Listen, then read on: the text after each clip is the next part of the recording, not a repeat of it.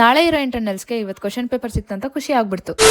Welcome back to my mini vlog. ಇವತ್ತು ಬೆಳಗ್ಗೆನೇ ಎದ್ದು ರೆಡಿ ಆಗಿ ತಿಂಡಿ ಅದಾದ್ಮೇಲೆ ಇಂಟರ್ನಲ್ಸ್ ಐತೆ ಅಂತ ಓದ್ಕೊಂಡು ಕೂತ್ಕೊಂಡೆ. ನಿನ್ನೆ ಹಬ್ಬ ಅಂತ ಏನು ಓದಕ್ಕೆ ಇಂಟ್ರೆಸ್ಟ್ ಇರಲಿಲ್ಲ, ಆದ್ರೂ ಇವತ್ತಲ್ಲಿ ಇಂಟರ್ನಲ್ಸ್. ಅದೇ ಭಯದಲ್ಲಿ ಬೆಳಗ್ಗೆ ಎದ್ದು ಒಂದು ಸ್ವಲ್ಪ ಓದ್ಕೊಂಡು ಕಾಲೇಜಿಗೆ ಹೊರಟೆ. ಇವತ್ತು ಸಿದ್ದರಾಮಯ್ಯ ಅವರೇನೋ ತುಮಕೂರಿಗೆ ವಿಸಿಟಿಂಗ್ ಕೊಡ್ತಾರೆ ಅಂತ ಇಲ್ಲೆಲ್ಲ ಫ್ಲವರ್ ಪಾಟ್ನ ಇಟ್ಟು ತುಮಕೂರನ್ನ ಸ್ಮಾರ್ಟ್ ಸಿಟಿಯಾಗಿ ಮಾಡಿಬಿಟ್ಟಿದ್ರು.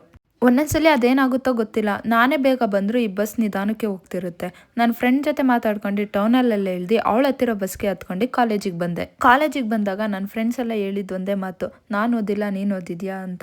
ಯಾರು ಏನು ಓದಿಲ್ಲ ಅಂತಾನೆ ಗ್ರೌಂಡಲ್ಲಿ ಕೂತ್ಕೊಂಡು ಓದ್ಕೊಳ್ಳೋಣ ಟೈಮ್ ಐತೆ ಅಂತೇಳಿ ಓದ್ಕೊಳ್ತಾ ಕೂತಿದ್ವಿ. ಅಷ್ಟರಲ್ಲಿ ಟೈಮ್ ಆಯ್ತಂತ ಎದ್ದೊರಟ್ವಿ.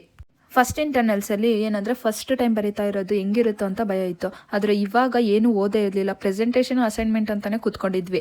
ಇಂಟರ್ನಲ್ಸು ಸಡನ್ನಾಗಿ ಕೊಟ್ಮೇಲೆ ಹೆಂಗೆ ಬರೀಬೇಕಂತನೂ ಗೊತ್ತಾಗಲಿಲ್ಲ.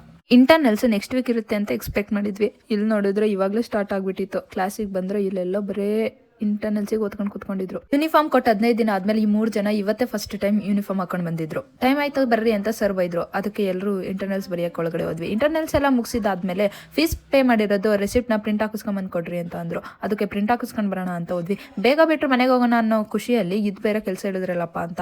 ಆದ್ರೆ ಇದನ್ನ ಪ್ರಿಂಟ್ ಹಾಕಿಸ್ಕೊಂಡು ಬಂದು ಸರ್ರಿ ಕೊಡಕ್ಕೆ ಹೋದ್ರೆ ಸರ್ ಇವತ್ತು ಬೇಡ ನಾಳೆ ಕೊಡು ಅಂದ್ಬಿಡೋದ. ಒಂಥರಾನೇ ಆಗೋಗ್ಬಿಡ್ತಪ್ಪ. ಇವ್ರು ನನ್ನ ಫ್ರೆಂಡ್ಸು ಪ್ರೆಸೆಂಟೇಷನ್ನ ಸರಿಗೆ ತೋರಿಸಿರ್ಲಿಲ್ಲ ಅಂತ ಹೇಳ್ಬಿಟ್ಟು ತೋರ್ಸೋಕೆ ರೆಡಿ ಮಾಡ್ತಾಯಿದ್ರು. ನಾನು ಮೊನ್ನೆನೇ ಪ್ರೆಸೆಂಟೇಷನ್ನ ತೋರಿಸಿದ್ದೆ ಅಂತ ಮನೆಗೆ ಬಂದೆ. ಮನೆಗೆ ಬಂದರೆ ನಿಮ್ಮ ಪ್ರಿನ್ಸಿಪಲ್ಲು ನನಗೆ ಕ್ವಶನ್ ಪೇಪರ್ ಕಳಿಸೋರೆ PDF ಓಪನ್ ಮಾಡು ಅಂತ ಹೇಳಿ ತೋರಿಸ್ಬಿಟ್ಟು ನನಗೆ ಬಕ್ರ ಮಾಡಿಬಿಟ್ಟ.